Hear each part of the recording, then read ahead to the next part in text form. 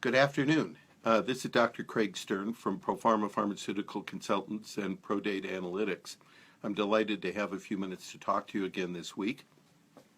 I want to talk today about drug pricing. There's been a lot of analysis and people talking about drug prices and how much drugs cost and manufacturers that have increased prices dramatically, and all of that is true.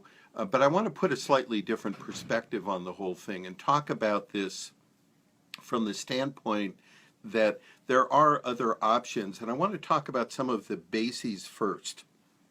First of all, the question is why do we get prescriptions for certain drugs? Why is it that some drugs are being prescribed when others are not? And more often, if there's something new, then clearly that's going to be prescribed rather than a prior drug that was a generic or otherwise. Fundamentally, the problem that we need to consider here is that new is equal to better product. And that's a commodity issue, it's a marketing issue. Clearly it has a lot of traction, and people believe it. If it's new, then therefore it's better than what was done in the past. And when we believe that, then clearly a lot of product that was generic or that was brand in the past now moves to the new branded product rather than to a generic. The thing that we need to be aware of here is that there are multiple decisions that are being made, and one of the main things that's being done both in the Affordable Care Act, Medicare, Medicaid, private insurance is that a good many of these decisions are made based on comparisons with other products in the category. If you have a new product in a category that for which there is no other therapy, then there's nothing to compare against. Then you have to identify that this drug is different and unique. When you have a drug that there may be one or two or three or a dozen different products in that same category, then clearly the marketing appeal is to try and demonstrate that the drug is different and that there is some sort of demonstrably different issue for which you would prescribe that product versus the others. Now, historically, all of this has gone along with formularies where, once again, all formularies have a generic bias to them, that if there are generics, they want to try and push people to particular products that are generic. And that's true for Medicare, it's true for Medicaid, it's true in the Affordable Care Act, it's true across the board, and in private insurance. But more importantly than all of that is the issue that the formularies try and demonstrate what are the various products, and now what are the various copays that one would pay for given products. So a preferred product is going to be a tier 1 for generic, a tier 2 for a preferred brand, a tier 3 if it's a less preferred brand, and in some cases tier 4 for a specialty medication. But more and more that's even becoming differentiated between them. And the goal here is that the health plan or the PBM, Pharmacy Benefit Manager, is trying to negotiate with the manufacturers to get a better price for one product versus another. The assumption is that there is a marginal difference between the different products, and therefore if you pick one or you pick another one, it doesn't matter because you're going to be getting the same clinical benefit no matter what the product is. And now that same strategy is being used in specialty, where some of the PBMs, Express Scripts has been very vocal about it, but so have some of the others, in trying to say that they'll negotiate for a big discount for one product to be the preferred one that'll have a lower cost and presumably a lower overall copay for the member than another product that doesn't negotiate as strongly. And in formularies, and it's been well established for years, it's also established in Medicare, that you want more than two, you want at least two products or more, because you don't want to have to change products every year when one loses in one year, but they're going to come up with a better, more competitive bid in the second year. The other part of this, though, is that this concept that new is better is not necessarily true across all cases. And in fact, if you look at ambulatory practice, the main things that you see are what is known clinically as metabolic syndrome, or people that have diabetes type 2, hypertension, meaning high blood pressure, and issues with regard to hyperlipidemia for high cholesterol. Those three things produce a significant percentage of what people see in ambulatory practice. And when you add to that hypothyroidism and treatment with levothyroxine for that, you're adding significant additions, plus pain management with NSAIDs and opiates, NSAIDs being drugs like ibuprofen or naproxen, and then opiates with drugs like Norco or hydrocodone and APAP or whatever. All of these drugs then, when you add it all together, begin to form a significant core of what a major treatment is, and these are used on a chronic basis, so they're therapy that you're going to see month over month over month. Well, when you do that, you see that a good many of these drugs are in fact drugs that have been used for years. Many of them, of course, were brand and are now generic. And when you ask the question then, what is good? What's of value? Then you ask the question that in fact some of the newer ones have either a marginal therapeutic benefit or no therapeutic benefit over drugs that were there before.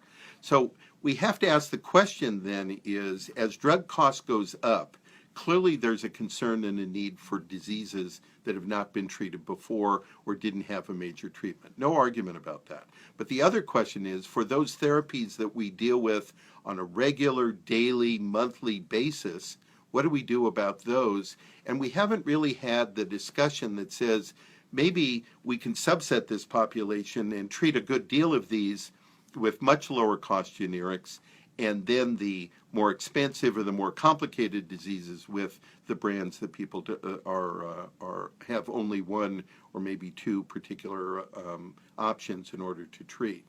This kind of subsetting of the population is something that is done. We as data analysts use it all the time when we're subsetting populations by age, gender, disease severity, as well as the kind of treatments that people are on. But we don't talk about it a lot with regard to drug cost. And I think that in general, we need to expand our argument, because now as people are paying more and more cost of the drug through copays, coinsurance, or paying for the entire cost of the drug, we need to make sure that we are fully transparent and that we give all options available, not just the few that are of the newest drugs. And when you look at the diseases I've talked about with regard to diabetes, hypertension, hyperlipidemia, etc., there are a list of generic drugs that have been out for a long time for which the newer drugs in general are not significantly more beneficial clinically than anything that's been offered before. So the argument for the newer drugs frequently now is not that it's going to do a better job in control, but it's going to do something better with regard to side effects. And these side effect arguments often and frequently are magnified so that it sounds like it's a big issue and it's covering a significant part of the population, when in fact it's not. And in fact, it's a small part of the population, or it's something that needs to be addressed and monitored with changes in dosage, with dealing with product selection among a lot of different generic drugs that are available in order to deal with it. Or people have magnified the issue, and when it's been looked at by critical appraisal of different studies, what has been done is to identify that these drugs have either no greater benefit, or that there's some benefit that occurs when you look at them over several hours or a day or two, and these benefits are short-lived. So we need to expand this argument, and the argument needs to include not necessarily the total solution, but it needs to include how are formularies being constructed. What about some of these discounted generic options, like the so-called $4 generics that are available in almost all of the pharmacies, certainly all of the chain pharmacies, and many of the independent pharmacies also are addressing that, as well as what are the switch opportunities so that people have a broader view of this rather than there is a brand, they want me to use a brand, what are the alternatives to it? No, what are all of the other therapies that are available? And many of them are being advocated by some of the major disease-specific guidelines or by some of the national committees or national groups that deal with these things in order to try and offer options that are not drug-based but are category-based, so it gives you a greater view. My bottom line point here in dealing with all of this is that it's terribly important that we address all of the different pieces that add to the cost of drugs. There's no question about that. And clearly, everybody that's involved, and in this transparency argument, I've certainly argued, and others have as well, that this isn't just an issue of manufacturers are the bad guy, health plans are the bad guy, pharmacy benefit managers are the bad guy, doctors are the bad guy, etc. This is a much more complicated problem than just trying to find one bad guy. Clearly, there are some issues, and when they're severe and extreme, we have to address it.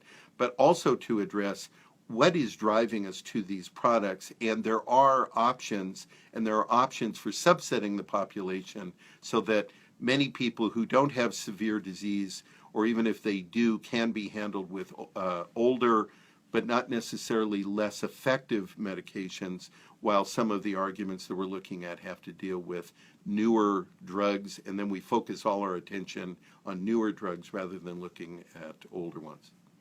I'm delighted to have the opportunity to talk to all of you. I look forward to speaking to you again next week on Wednesday at about noontime.